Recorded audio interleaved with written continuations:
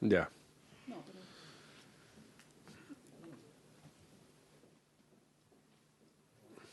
Ya, muchas gracias. Parece que estamos con la conexión.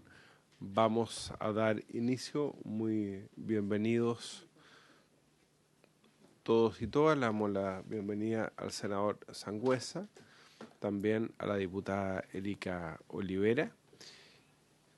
Y le voy a ofrecer la palabra a nuestra señora secretaria, doña Pilar. Presidente, ¿doy cuenta entonces? Sí. Ya. Entonces, presidente, se han recibido los siguientes documentos aquí en la Secretaría de la Comisión. Primero, una solicitud de audiencia de la Fundación Ronda respecto de las modificaciones, para poder hacer su presentación respecto de las modificaciones efectuadas por la Cámara de Diputados al proyecto referido a la inclusión laboral de personas con discapacidad.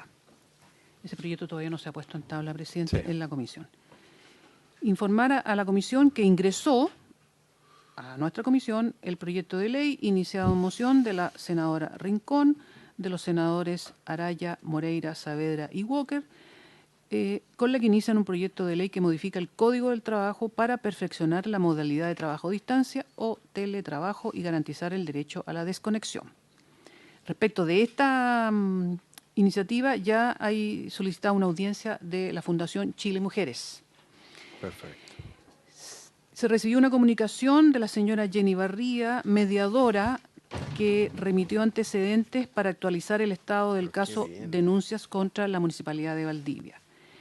Y finalmente se recibió una comunicación del jefe del Departamento de Gestión Ciudadana del Gabinete del Presidente de la República, quien informa que con el propósito de brindar una atención pertinente a lo requerido respecto de la compañía siderúrgica Huachipato, se ha solicitado que atiendan a lo planteado por la Comisión al Ministerio del Trabajo y al Ministerio de Economía, Fomento y Turismo, quienes darán la respuesta correspondiente. Nada más, presidente. Muchas gracias, Pilar. Antes de ofrecer la palabra sobre la cuenta, vamos a iniciar formalmente la sesión en el nombre de Dios y de la patria y le damos la bienvenida a la senadora Paulina Bodanovich, que asiste en reemplazo del senador Gastón Saavedra. Muy bien, entonces, si le parece a la comisión, no sé si sobre la cuenta le damos la palabra al asesor Francisco del Río. Presidente, muy breve. Me llamó a la oficina del senador Galilea la agrupación Ronda. Ellos han tenido participación en otros proyectos y están preocupados por algunos términos de la ley de discapacidad, básicamente porque aquí ese proyecto se despachó en la Comisión de Trabajo y en la Cámara de Diputados solamente se vio en la Comisión de Desarrollo Social. Entonces quedaron algunas discordancias y por eso quieren venir a exponerla. Lo mismo me manifestó la ex senadora Carolina Goich, como para tenerlo anotado al momento que se pueda poner en tabla el proyecto, presidente. Muchas gracias, don Francisco. Además, como usted sabe, dependemos de las urgencias del Supremo Gobierno. Senador Sangüesa. Gracias, presidente. No, solo si pudiese aclarar, presidente, porque hay un proyecto ahí de su autoría que tiene que ver con el teletrabajo que está en tabla hoy día. Entonces, ¿es complementario a lo que vamos a aprobar? Entiendo que ese es el proyecto que la principal autora es la senadora Rincón, que tiene que ver con el derecho a la desconexión, ¿no es cierto?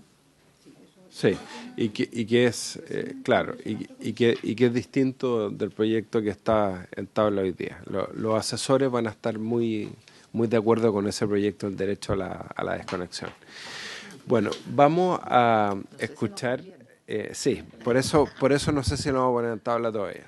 Ya, vamos a escuchar a nuestros invitados y en primer lugar vamos a escuchar, se me ha olvidado señalar que los invitados asisten para escuchar su parecer respecto de el estudio del proyecto de ley que modifica el Código del Trabajo y otros cuerpos legales en materia de prevención, investigación y sanción del acoso laboral, sexual o de violencia del trabajo, que es el boletín número 15.093-13, conocido como Ley Karen. Está, de hecho, su principal autora, que es la diputada Erika Olivera, a quien saludamos y le agradecemos nuevamente por acompañarnos.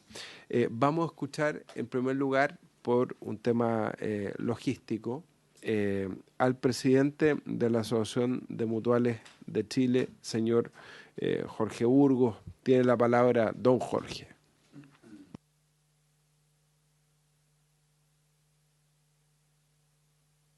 El micrófono. Está muteado. Está muteado, don Jorge.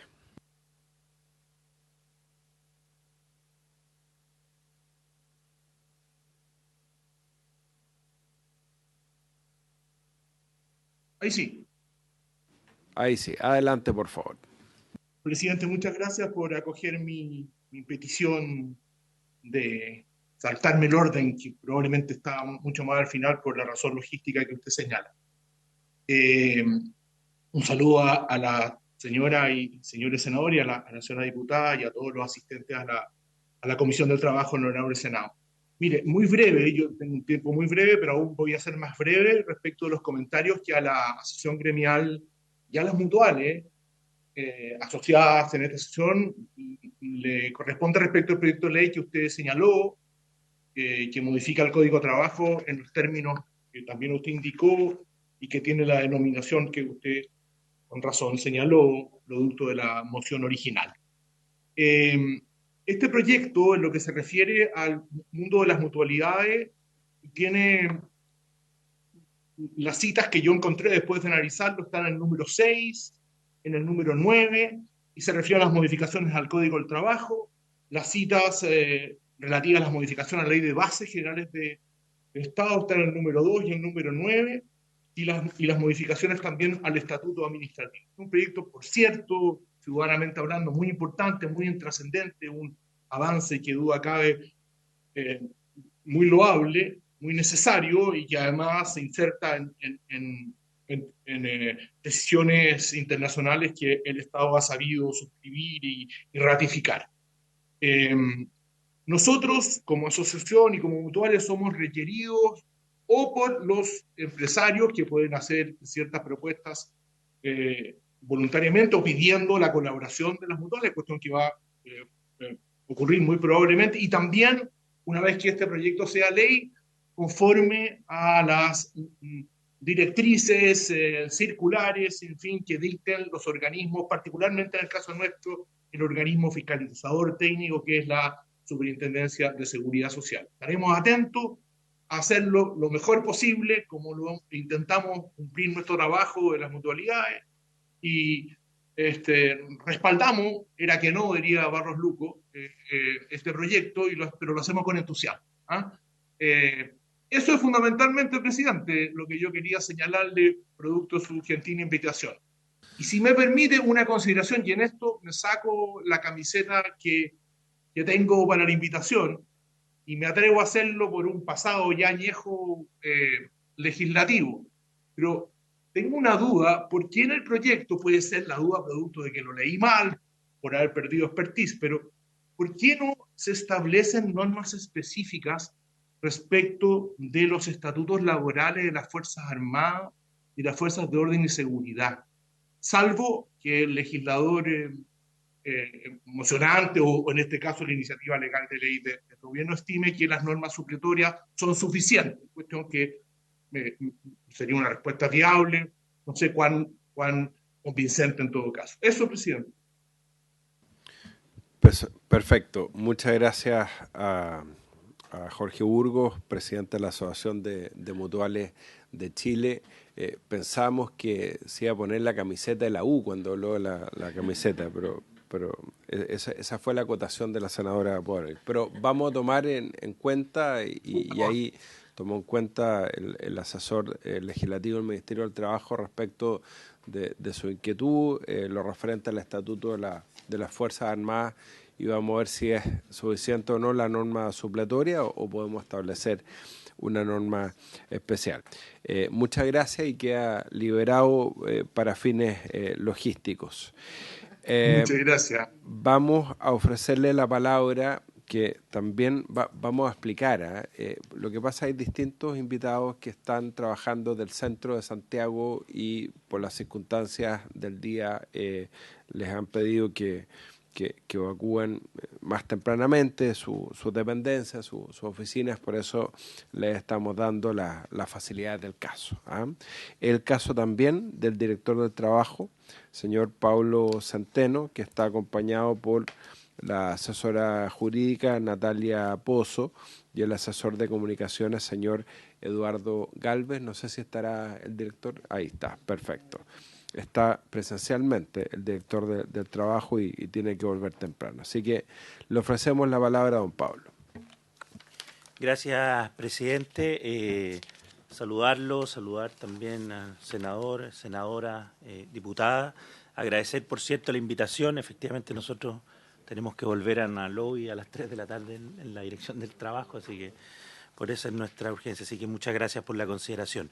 Respecto a este proyecto de ley, bueno, evidentemente es un proyecto, como ya se decía anteriormente, muy anhelado, tiene a una de sus mocionantes hoy día presente, pero además surge de una situación bien grave, ¿no? Y en ese sentido es muy importante que a través de esta legislación nos estemos haciendo cargo de esa situación. Es importante además porque sin lugar a dudas avanza en los estándares que establece el convenio 190 de la OIT, ¿cierto? Es un importante paso para acercarnos a los estándares que transversalmente nos hemos comprometido como Estado, ratificado por este propio Congreso Nacional.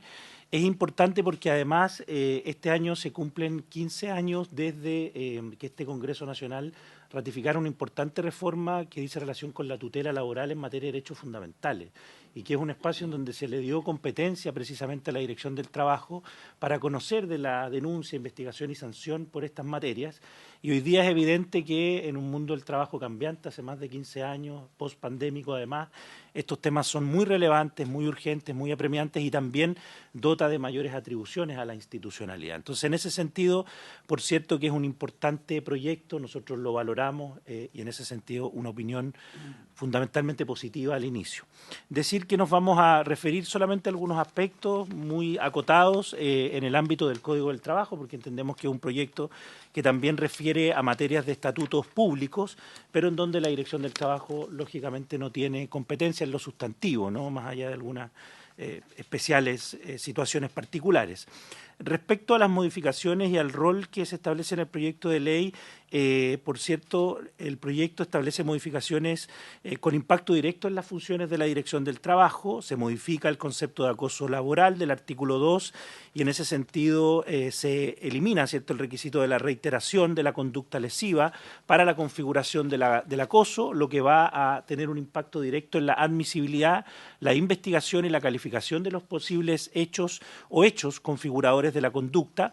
En ese sentido, creemos que ello, por cierto, impacta en la eficacia positiva de la protección de los derechos fundamentales al interior de la Dirección del Trabajo.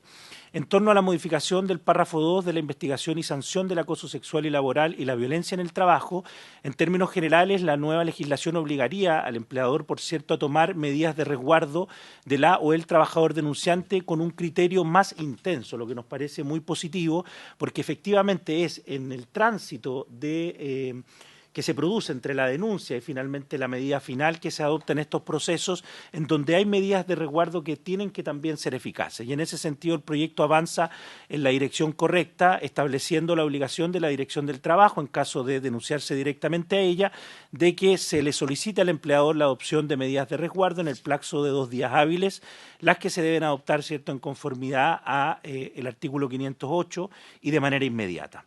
Respecto al reglamento que se señala que debe emitir el Ministerio del Trabajo con un informe previo de la Dirección del Trabajo, nos parece que es un resguardo adecuado porque este organismo técnico, por cierto, tiene mucha expertise en la materia y, por cierto, podrá ser muy contribuyente desde el punto de vista técnico para fijar, ¿cierto?, cuáles van a ser los criterios en la definición que tengan que tener los procedimientos de investigación de acoso laboral, acoso sexual y también en materia de violencia en el trabajo, obligándonos también, y eso hay que decirlo porque va a tener un impacto institucional importante, a actualizar nuestra propia orden de servicio y circular interna del año 2017 para también, de alguna manera, acercarnos a este nuevo estándar que se fijaría a partir de este proyecto de ley.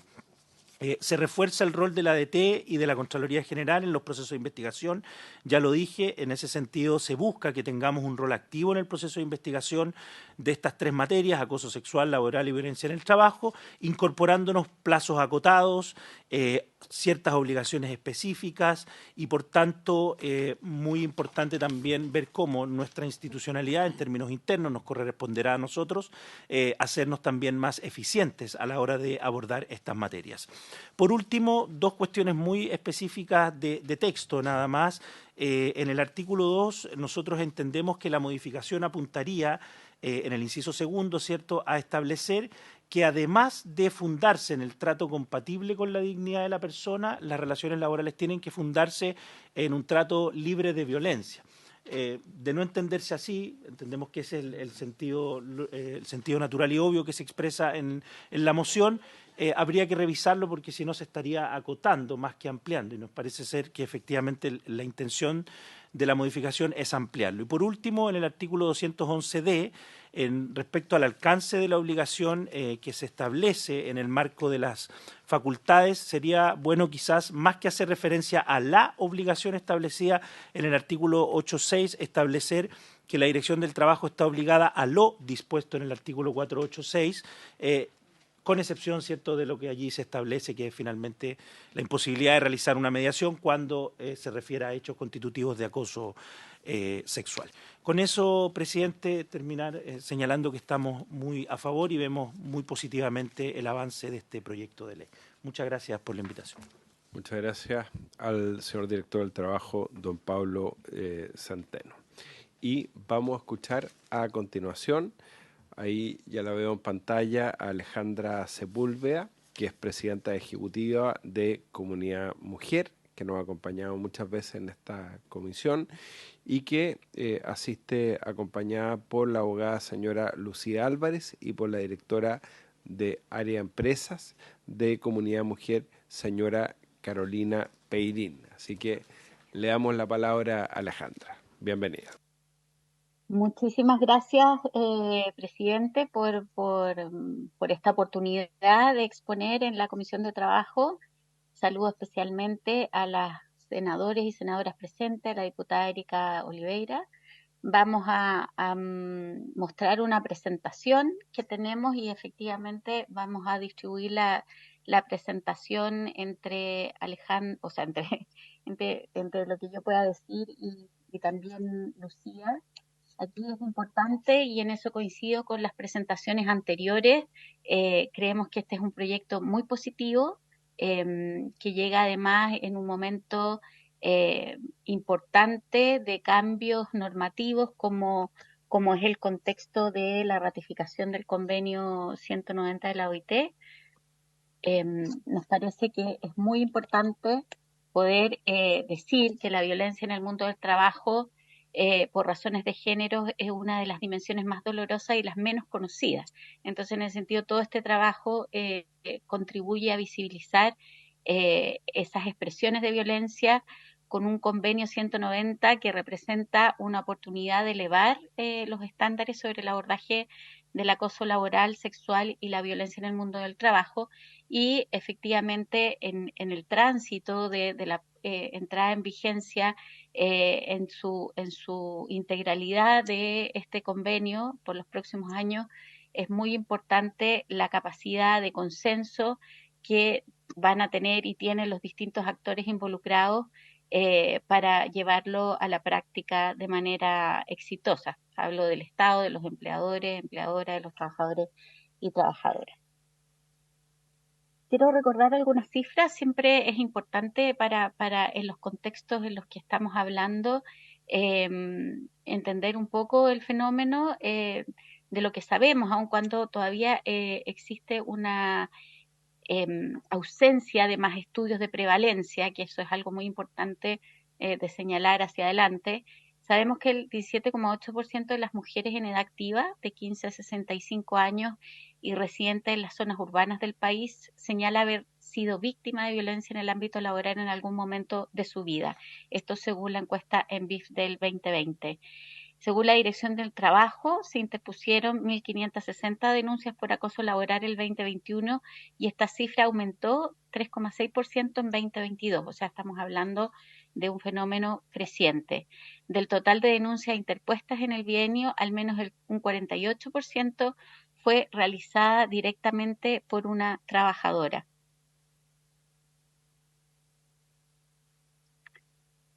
En el ámbito de trabajo, la violencia de género, como ya se ha dicho aquí, adopta las formas de acoso sexual y acoso laboral y fuera de él, la violencia doméstica y de pareja. Todas, por supuesto, tienen efectos en el empleo, comportan riesgos financieros y psicosociales impactando en la productividad, en el clima laboral, en la seguridad, en la salud y el bienestar personal. De ahí que es tan importante que este proyecto pueda ver a la luz con su aprobación lo más pronto posible, porque también involucra hablar de trabajo decente, de inclusión sostenible, del progreso de las mujeres en el mundo laboral, y ello implica no desviar la mirada sobre temas que, aun cuando sean difíciles e incómodos, están presentes en el mundo laboral en nuestro país. Entonces, en ese sentido, a continuación, lo que queremos hacer es comentar algunos temas específicos que nos parecen que podrían tener alguna oportunidad de mejora en este proyecto. Adelante, Lucía. Gracias, Alejandra. Vamos a hacer algunos comentarios al proyecto de ley, como señalaba Alejandra Sepúlveda, algunas normas específicas que estuvimos revisando y recomendaciones que desde nuestra posición nos parece que podrían ser relevantes para el mejor funcionamiento y aplicación de las normas que en él se señalan. En lo que respecta al artículo 200, a la modificación del Código del Trabajo en el artículo 211A, creemos que es relevante que se incorpore como parte del contenido del protocolo que en este artículo y en los siguientes se detalla.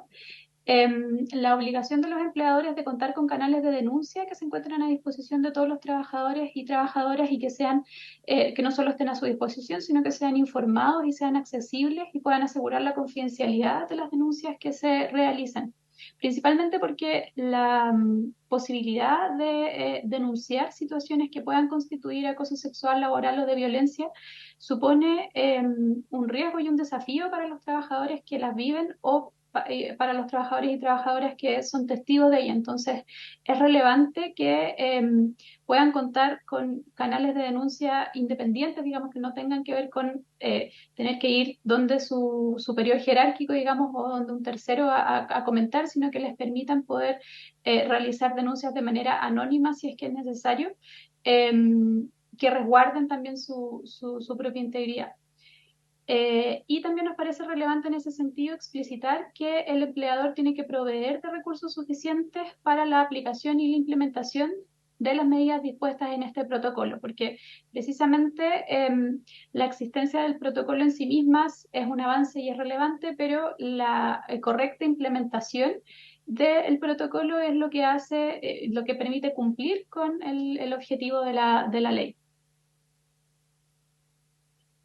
En lo que tiene que ver con, nuevamente dentro del protocolo que se establece, el protocolo de prevención del acoso sexual, laboral y violencia en el trabajo, en lo que tiene que ver con las medidas para prevenir y controlar los riesgos con objetivos medibles, que es lo que señala el artículo del proyecto que estamos comentando, nos parece que sería relevante expresar de una manera un poco más concreta las medidas que se deben implementar por los empleadores para cumplir con la norma y en particular establecer la necesidad de que dentro de la organización se cuente con protocolos y con procedimientos que permitan prevenir y controlar los riesgos, es decir, especificar un poco más, no solo hablar de medidas, sino que detallar que específicamente se deberá contar con protocolos y procedimientos que permitan prevenir y controlar los riesgos y que sean estos instrumentos los que cuenten con objetivos y con indicadores específicos y medibles que permitan monitorear su eficacia.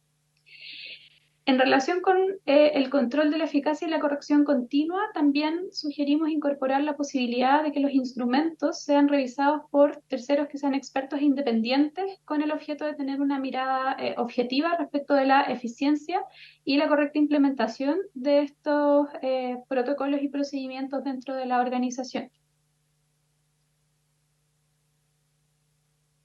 En lo que tiene que ver con las modificaciones al artículo 211, literal B del Código del Trabajo, y específicamente con los principios a los que tienen que someterse los procedimientos de investigación que se regulan en la norma, se establece por el proyecto que esta investigación deberá sujetarse a los principios de confidencialidad, imparcialidad, celeridad y perspectiva de género, y sugerimos en este caso también incorporar la oportunidad para formular defensas y presentar pruebas dentro de este procedimiento como parte del debido proceso que debe seguirse dentro del procedimiento de investigación.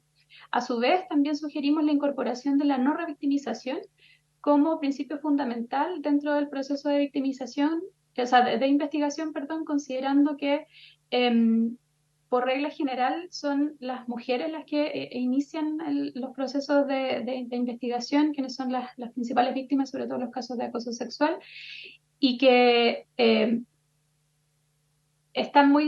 son muy proclives, digamos, dentro del procedimiento de investigación que se genera a sufrir situaciones de revictimización como parte del proceso de investigación, lo que puede a su vez generar desincentivos para utilizar los canales y hacer las denuncias respectivas. Por eso nos parece relevante incluir de forma expresa el principio de no revictimización como parte del proceso de investigación interna que se haga dentro de las organizaciones a partir de las denuncias. En lo que se refiere a el artículo 211C, también del Código del Trabajo, que se modifica, se establece que las investigaciones, cuando se realicen por el empleador, deberán designar preferentemente a un trabajador o trabajadora que cuente con formación en materias de acoso, género o derechos fundamentales. Acá también sugerimos la posibilidad de que se pueda designar como investigador a un tercero externo a la empresa que sea experto en estas materias, principalmente porque desde la práctica muchas veces las empresas no cuentan, las organizaciones, los empleadores no cuentan con los trabajadores que tengan una formación específica en materia de acoso, género o de derechos fundamentales, y eso puede ser algo obtenido o considerado no solo por un trabajador, sino que también por un externo, que eso también permite otorgar mayor objetividad a la investigación que se realice en el interior de la organización. Y por último, en lo que respecta a las modificaciones al artículo 211E en el inciso final, esto se refiere a aquellas investigaciones que se hagan dentro de la organización cuando los hechos fueran constitutivos de un delito. Y se establece en el proyecto la obligación al empleador de poner los antecedentes a disposición del Ministerio Público. Lo que nosotros sugerimos es que se incorpore la expresión que sean cuando los hechos son o puedan ser constitutivos de delito, para incorporar la obligación de denuncia del empleador respecto de aquellos casos en los que la investigación interna arroja indicios de la comisión de un delito, pero no es determinado, no es claro aún que el delito se haya cometido. Esto porque, bueno, es el Ministerio Público el que tiene las facultades para poder iniciar la investigación y, en definitiva, determinar si es que la conducta que se denuncia constituye o no constituye un delito. Y pueden existir, y existen de hecho muchos casos en los que, si bien se realiza la investigación por parte del empleador, las facultades que tiene el empleador para poder realizar la investigación se encuentran limitadas y, por lo tanto, no siempre, si bien puede existir un delito detrás, no siempre el empleador va a tener la capacidad para determinar si es que de manera clara, digamos, que la conducta que investiga y que en definitiva pueda sancionar, digamos, corresponde a un delito. Entonces nos parece que tener una cláusula más, una redacción más abierta permite dejar espacio para que, en caso de duda, en definitiva sea el Ministerio Público habiendo hecho la investigación pertinente, el que determine si es que las conductas, digamos, que se investigaron por el empleador y que fueron denunciadas por este constituyen o no constituyen un delito. Y lo mismo, o sea, en relación con lo mismo, para que el empleador pueda tener la capacidad de determinar si es que estos hechos pueden o no ser constitutivos de delito, entendemos que es necesario que se incorpore en la norma también vinculado con algo que revisamos hace un momento, la necesidad de que quienes lleven adelante la investigación o que resuelvan la investigación tengan capacitación en materias de género y en materias penales. En el fondo, es necesario que quien tome la determinación respecto de la investigación tenga un ojo experto, tenga algún grado de expertise que le permita determinar si los hechos que fueron investigados constituyen o no un delito. De otra forma, entendemos que se puede correr el riesgo de que con una mirada poco experta no se denuncien situaciones que sí podrían ser constitutivas de delito porque el empleador determinó que aquello no era o no cumplía con el tipo penal por su inexperiencia, por su falta de expertise. Entonces, en ese sentido, nos parece fundamental para que el objeto y la finalidad que está detrás de esta normativa se cumpla, que quienes tomen la decisión de si se tiene que denunciar o no tengan algún conocimiento un poco más detallado de cuestiones de género y específicamente en materia penal. Esos son nuestros comentarios a la norma.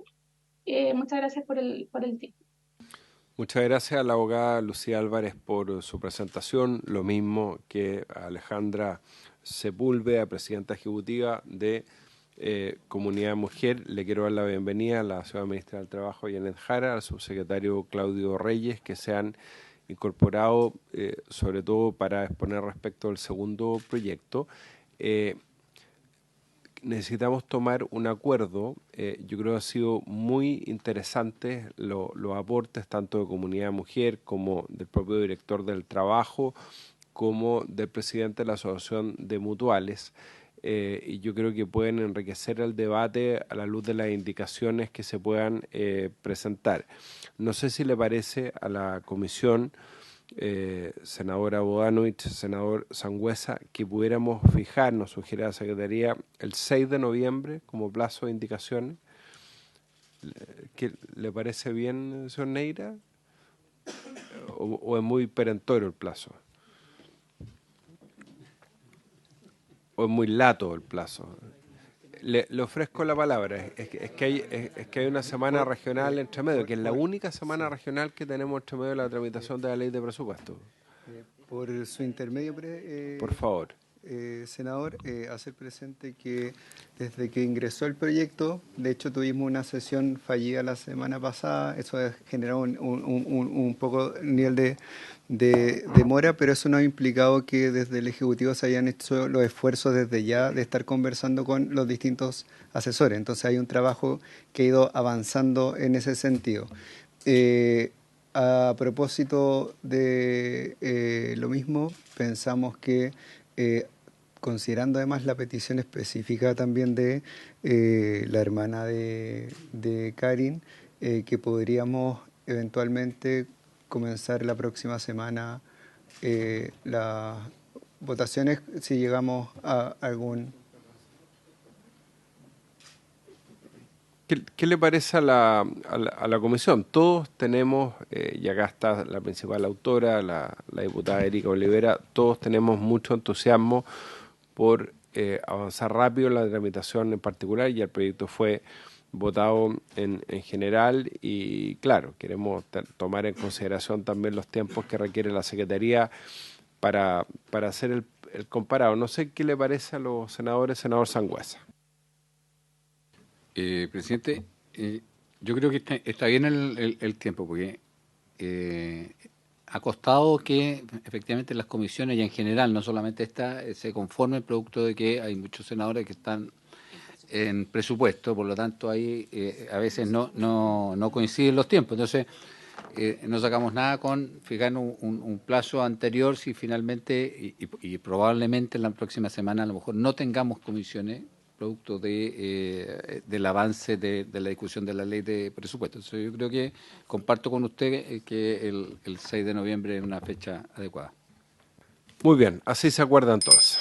Muchas gracias a todos por la disposición y a la diputada Erika Olivera por habernos acompañado y vamos a trabajar con ella también las propuestas de indicaciones, por cierto, y con todo el equipo y con la familia Karin, por cierto. Senador Sangüesa. Hacer una consulta respecto a los temas de las exposiciones que tuvimos, que va al director del trabajo, porque la dirección del trabajo se demora más o menos 6 meses en visar una investigación por acoso. Entonces, ese es un tiempo bastante excesivo cuando hay una situación de este tipo. Entonces, ¿qué posibilidad hay de poder dar prioridad y efectivamente acortar tiempos? Y la segunda pregunta, que tiene que ver con la primera, es ¿cuál es el valor probatorio que tiene la investigación del empleador como sustento del despido? Si yo voy a despedir a un acosador después de una investigación, si eso efectivamente es un sustento probatorio dentro como causal en el finiquito. Gracias, presidente. Muchas gracias, señor Sangüesa. Tiene la palabra, director. Gracias, presidente. Yo me voy a referir a la primera pregunta, senador, que es más general, y voy a dejar a la jefa del Departamento Jurídico respecto a lo del valor probatorio de esa prueba. Referente a lo primero, decir que efectivamente desde el año 2017, con la orden de servicio número 2, si mal no recuerdo, y la circular respectiva, han habido muchos esfuerzos para poder fortalecer este ámbito de acción de la Dirección del Trabajo. De hecho, las denuncias por vulneración de derechos fundamentales son una materia priorizada institucionalmente. Por cierto que siempre hay esfuerzos por tratar de poder mejorar la eficacia de la respuesta. Nosotros estamos impulsando un proceso muy importante en materia de reforma al proceso de fiscalización para poder ser más oportunos. Y durante esta gestión hemos fortalecido algunos aspectos en materia de derechos fundamentales. Hemos abierto algunas fiscalías especiales que ya vienen emanadas de la circular y de la orden de servicio del año 2017, por ejemplo en Concepción, que es una región grande donde no teníamos Fiscalía de Derechos Fundamentales y aperturamos. Este año también se han incorporado algunos fiscalizadores particulares para estas fiscalías que están en las regiones más grandes para poder ser más eficaces y estamos haciendo todos los esfuerzos, diría yo, para poder fortalecer la tramitación más expedita. Yo diría que esta legislación nos va a establecer un mandato mucho más concreto, en donde además vamos a tener mayor responsabilidad a la hora de abordar los tiempos de respuesta. Y por eso al inicio de mi presentación señalaba que nosotros vemos con muy buenos ojos institucionalmente esta ley, porque también al interior del servicio nos permite hacer las priorizaciones y adecuaciones a la hora de tratar estas materias. Así que estamos siempre en un esfuerzo permanente para poder ser más oportunos en la respuesta y en la garantía de estos derechos, particularmente por los intereses jurídicos que están detrás de la protección. Eso, senador. Perfecto. Respecto a lo segundo, le doy la palabra a Natalia. Por favor, Natalia. Sí. Buenas tardes. Por su intermedio, presidente, señalar que hay que hacer quizás una precisión dentro de la esfera de las competencias, porque el valor probatorio de cualquier medio de prueba respecto de un despido corresponde hacerlo a los tribunales de justicia. Finalmente nosotros recibimos los informes, revisamos que cumplan con los criterios de legalidad, con los criterios de legalidad y que existan dentro del marco de las investigaciones por acoso, pero el valor probatorio es precisamente ante un despido, soporte, digamos, sostén del tribunal que esté conociendo de aquel despido. No intervenimos nosotros en esa apreciación. Eso. Perfecto. Muchas gracias por la aclaración a la asesora jurídica, señora Natalia Pozo. Entonces, quedamos de acuerdo, don Francisco, porque tenemos que dejar tiempo para el segundo proyecto, si usted nos permite. Por favor, don Francisco. Gracias, presidente. No, solamente que es importante la pregunta que realizó por su intermedio el senador Sangüesa, por dos razones. Una, porque los senadores de Chile Vamos iniciaron un contacto con varias empresas que sí hacen investigación, empresas grandes, con un desarrollo más complejo, que reciben cerca de entre 40 y 50 denuncias al año de acoso. Y su queja principal es que la visación de los informes son 3, 4, 6, 7 meses y entre medio de esos 7 meses está el acosador ahí, está la víctima ahí, está el empleador, está todo el ambiente de trabajo contaminado. Entonces, pareciera ser razonable ponerle en la ley un plazo. Y lo segundo es que el valor probatorio de la inspección del trabajo sí tiene antecedentes importantes. En las prácticas antisindicales da fe de los hechos que ahí se contienen, el informe de fiscalización. Por lo tanto, pareciera ser que la ley debe proveer un mecanismo para no dejar al empleador con su obligación de investigar y resulta que sanciona con el despido a un acosador porque no hay otra solución y la ley dice, bueno, sabe que hasta aquí arréglesela usted como pueda. Debiera tener un valor probatorio un poco más intenso, sobre todo si el informe es visado por la Dirección del Trabajo. Muchas gracias. Don Francisco del Río, le ofrezco la palabra a la ministra del Trabajo, Janet Jara. Gracias, presidente. Bueno, saludar a la diputada y a los senadores que nos acompañan, también a todos los funcionarios del Gobierno y del Congreso Nacional. Creo que es interesante el punto que se está planteando. Para nosotros es importante que el tiempo en el cual esté el proceso en curso, tanto se protejan los derechos y la sanidad mental de la víctima o presunta víctima, como también los derechos del acusado o acusada. Esto tiene que darse en un marco de un debido proceso y así como también el ambiente laboral en general, porque esto afecta esa perspectiva. Sugiero, como nosotros estamos realizando un trabajo tripartito para la implementación del convenio 190, que podamos generar una propuesta al respecto dentro del plazo de las indicaciones, conversado con sus asesores, porque en nuestro interés es que este proyecto se convierta en ley muy pronto. Y como va a tener que volver a la Cámara de Diputadas y Diputados, eso lo va a demorar un poco más. Entonces, seguramente esto no lo vamos a poder resolver aquí, pero sí podríamos conversarlo prontamente, si lo tienen a bien, y con el compromiso de llegar con un buen acuerdo. De todas maneras, muchas gracias, ministra, y estoy seguro que la propia diputada Erika Olivera y todos los diputados y diputadas que son autores de la ley Karin se nos pueden sumar a ese trabajo de manera que lleguen a tercer trámite lo más consensuadas posible esas indicaciones. ¿Le parece, diputada? Sí, muchas gracias, presidente. Por supuesto, o sea, de hecho en la Cámara se trabajó de manera consensuada con los parlamentarios, con el Ministerio. Y yo solo nuevamente siempre agradecer, hoy día puse mucha atención respecto de los puntos que entregaron las expositoras, pero también entiendo que este es un tema urgente. Entonces, siempre los canales están todos abiertos para que los proyectos salgan desde el Congreso completos, ojalá. Y solamente eso, solicitar nuevamente que no nos quedemos entrampados, ojalá, en discusiones. Yo estuve revisando algunas de las indicaciones que se representaron al proyecto y me parece bien, me parece que se hagan, que se debatan, pero que también el tiempo hoy día apremia a las familias y a todas esas personas que han estado esperando por este proyecto. Y por supuesto agradecer a la ministra nuevamente por el compromiso que ha mostrado con el proyecto de ley Karin. Muchas gracias, presidente. Muchas gracias a usted, diputada Erika Olivera. Entonces pasamos al segundo tema de la tabla, que es senadora Paulina O'Donnell. Muy breve, presidente, muchas gracias. Solamente para pedir si pudiéramos citar a la semana después de vuelta de la distrital, de la regional, al subsecretario para las Fuerzas Armadas y al subsecretario del Interior a efecto de que se pronuncien acerca de lo que planteaba Jorge Burgos, en relación a que aquí se están modificando estatutos, el estatuto administrativo, y quedan fuera las Fuerzas Armadas y Carabineros y la Policía de Investigaciones, para oír su opinión respecto al proyecto. Gracias, presidente. Muy bien. Sí, ahí va a haber toda una discusión. Conversamos con la Secretaría respecto a las ideas matrices del proyecto, pero con la mayor voluntad vamos a tratar de enriquecerlo y ampliarlo. Don Francisco Neira. Por su intermedio, presidente, solo hacer el punto de que las indicaciones del Ejecutivo fueron trabajadas por el Ministerio de Defensa y a propósito de eso se modifica la Ley de Bases Generales de la Administración del Estado para que fuesen aplicables a Fuerzas Armadas y también a Carabineros protocolos de prevención. Perfecto, muchas gracias por la aclaración. Entonces se deja sin efecto la sugerencia de la senadora, pero era muy importante que se haya hecho la puntualización y se haga la aclaración. Muchas gracias.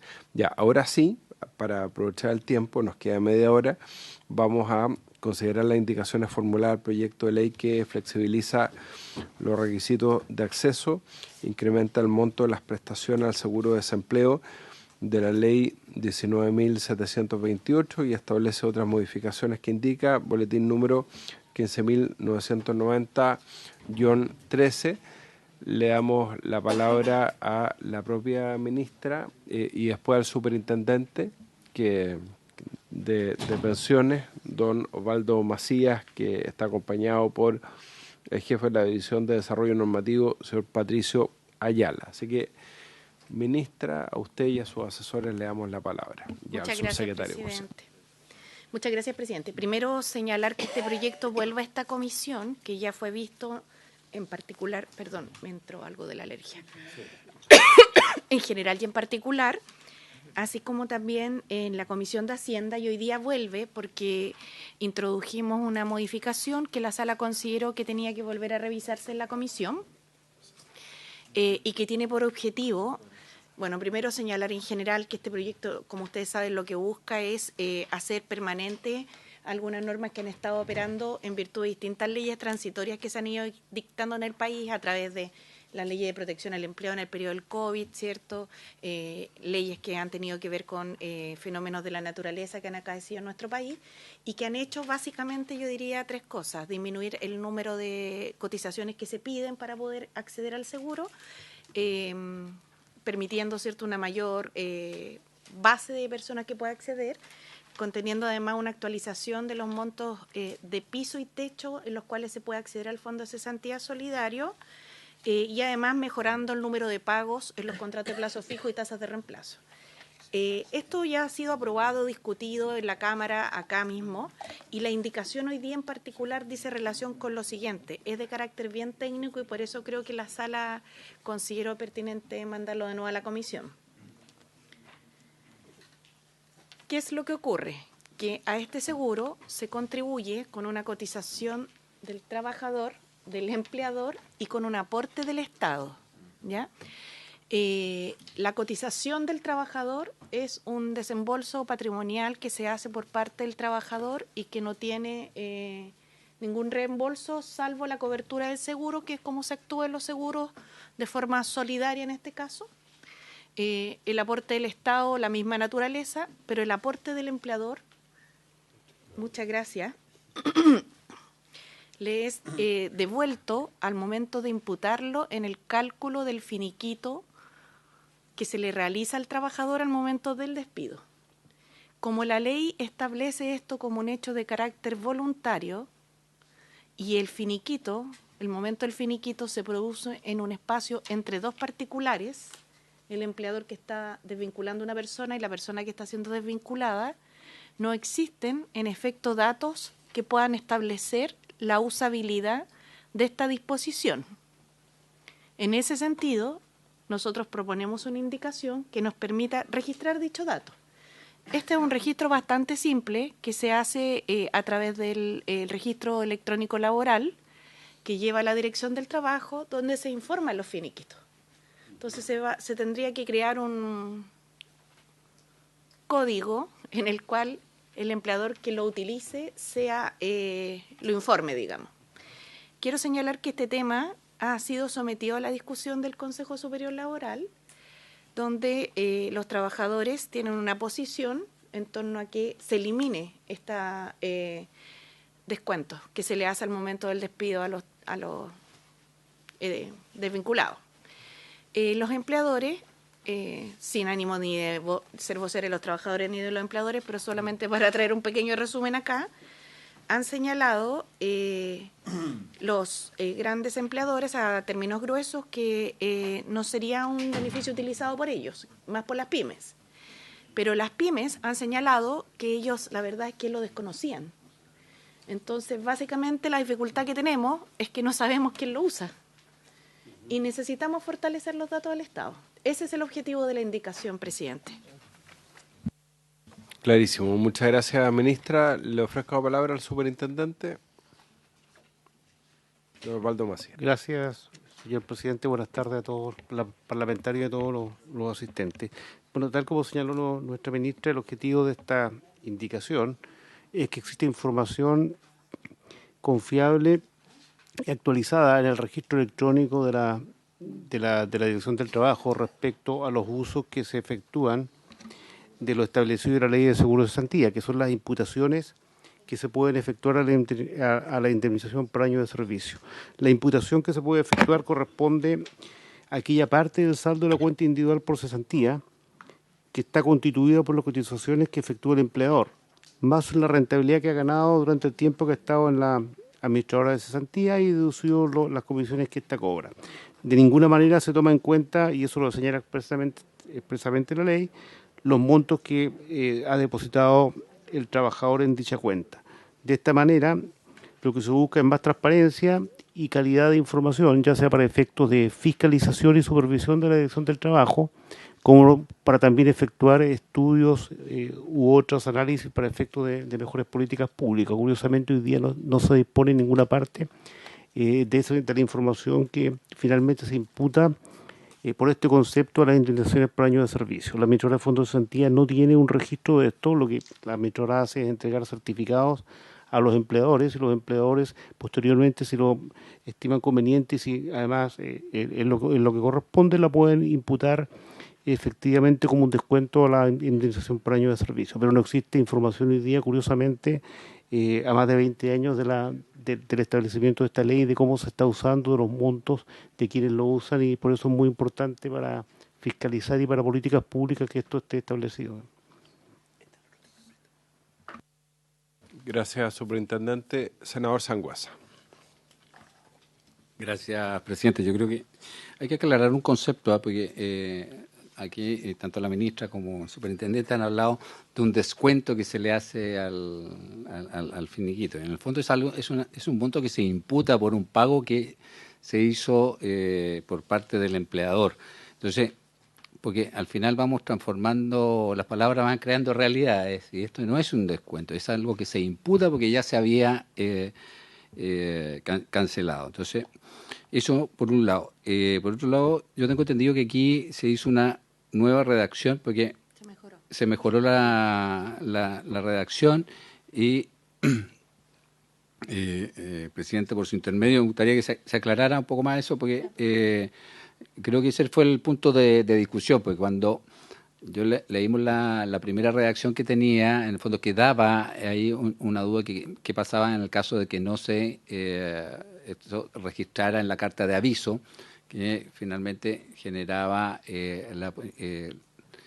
digamos la imposibilidad de poder imputar, gracias ministra, está ahí, era la palabra que faltaba, de imputarlo en el finiquito, en el fondo, y ese era el cuestionamiento que tuvimos en su minuto. Yo tengo entendido que con esta nueva redacción se salva esa situación, y además se crea específicamente el registro, que era lo que se buscaba con la modificación que hacía el Ejecutivo, y que obviamente eso nos permite en el futuro poder tomar decisiones al respecto. Perfecto. Ministra. Sí, efectivamente se mejoró. La verdad es que no es la intención restringir un derecho legal, sino que el Estado cuente con la base de datos necesaria, y ojalá podamos seguir avanzando en varios temas más, porque hay varios que se tienen que ir perfeccionando. Sobre el uso del lenguaje, son distintos puntos de vista. Yo quiero señalar que más que la discusión de fondo, porque esto es una ley de la República y nosotros la reconocemos como tal, lo que necesitamos hoy día es información. Pero esto también se dio en un contexto en el cual, si uno mira la historia fidedigna de cuando este proyecto de ley se aprobó, los empleadores no estaban en ninguna parte en las cotizaciones de la Seguridad Social, que a partir del año 81 los habían ido sacando. Digamos, esta fue la primera ley en el gobierno del presidente Lago en que se reincorporó la cotización. Por eso generó tanta disputa, ¿cierto?, en su momento, y muchos avisoraron que después de que esto se convirtiera en ley, la economía iba a tener graves problemas. La verdad es que ha pasado precisamente lo contrario. El gran salvador del empleo durante la pandemia fue este seguro.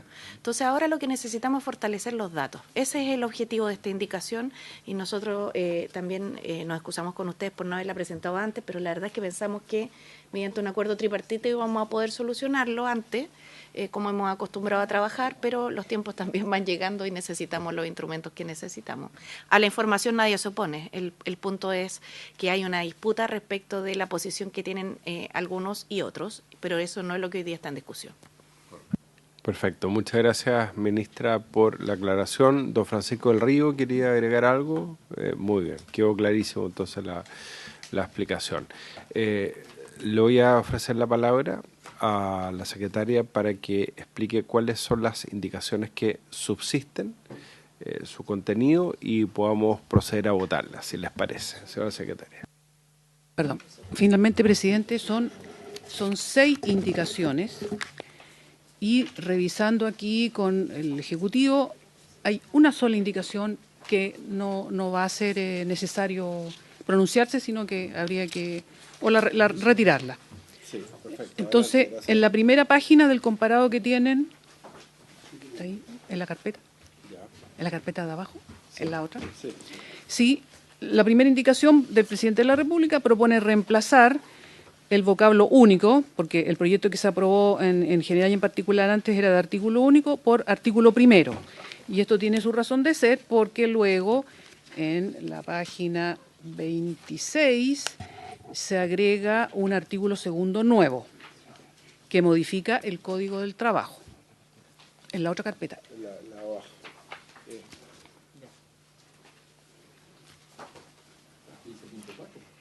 Entonces, en la primera página, esa indicación va porque cambia la expresión artículo 1 por artículo primero porque se va a agregar un artículo segundo.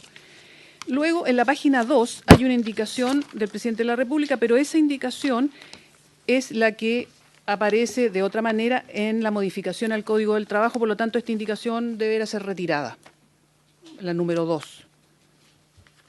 Porque esa misma materia, pero en otros términos, está así. Luego hay que ir a la página 12.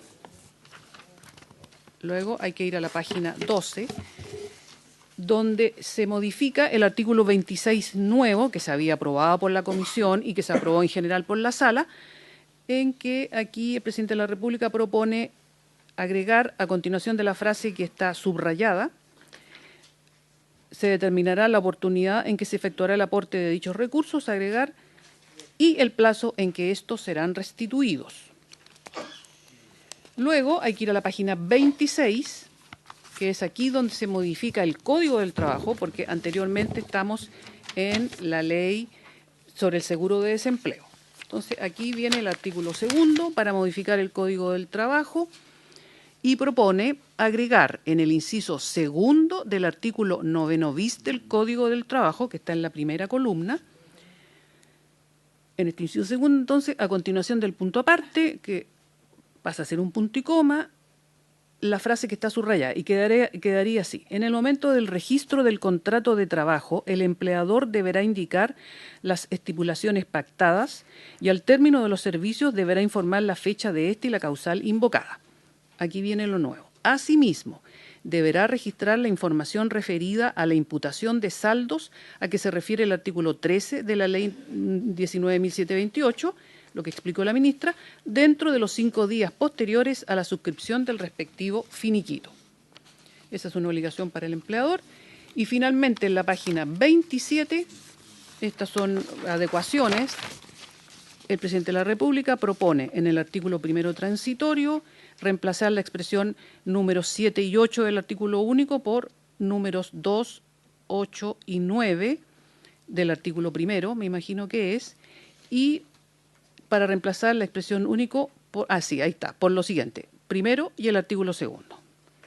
Entonces sería: la presente ley entrará en vigencia el primer día del mes subsiguiente a su publicación en el Diario Oficial, con excepción de lo dispuesto en los números 2, 8 y 9 del artículo primero y el artículo segundo, los que entrarán en vigencia el primer día del 7º mes siguiente al de su publicación en el Diario Oficial. Muchas gracias, señora secretaria. Se ofrece la palabra. No sé si hay dudas, más allá de las explicaciones que dio la ministra respecto de este registro, de esta imputación. Senador Sangüesa. Presidente, sí, en la indicación, si nos pudiera aclarar el Ejecutivo la indicación de la página 12, la tercera, que es la restitución de los fondos al Fondo de Cesantía. Página 12. ¿Sí?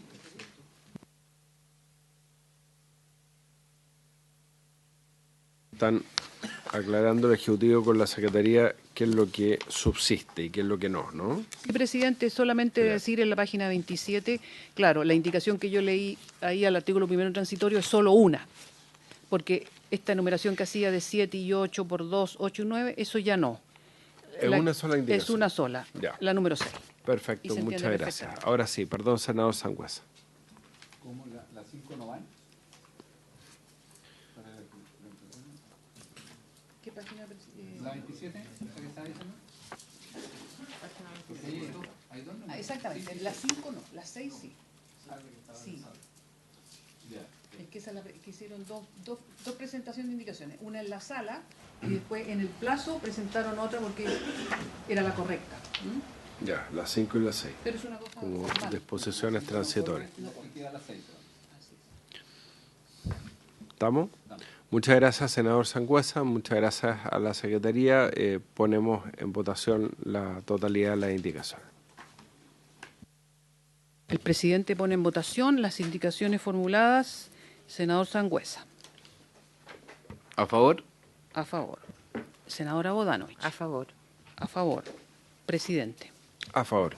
A favor. Aprobado por la unanimidad de los integrantes presentes. Este proyecto está en tabla hoy día, presidente, en la sala. Así es. Bueno, entonces, aprobado y despachado a la sala y por haberse cumplido el objeto de la sesión se levanta. Muchas gracias a todos.